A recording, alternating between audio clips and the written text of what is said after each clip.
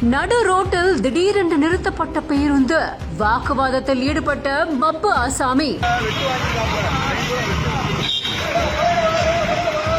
சொல்லு, நீதான் தைரியமான ஆளாச்சே, சொல்லுன்னு ஒரு படத்துல சொல்ற மாதிரி, ஏது நீதான் ஏத்தி பாரு, என் மேலதான் ஏத்தி பாரு, நீதான் தைரியமான ஆளாச்சே அப்படின்னு அட்ராசிட்டி செஞ்சிருக்காரு. ராமநாதபுரம் மாவட்டம் பரமக்குடி பேருந்து நிலையம் பக்கத்துல மதுரை ராமேஸ்வரம் தேசிய நெடுஞ்சாலை ஒண்ணு இருக்கு.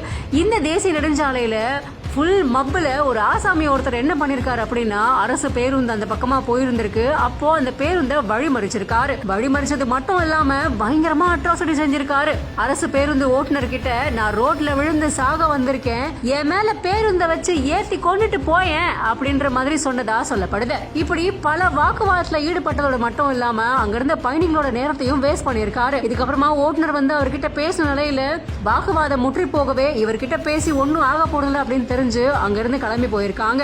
இந்த சம்பவத்தால அந்த நெடுஞ்சாலையில கொஞ்ச நேரம் போக்குவரத்து பாதிக்கப்பட்டிருக்கு. இந்த சம்பவம் அங்க பெரும் பரபரப்பை ஏற்படுத்தி இருக்கு.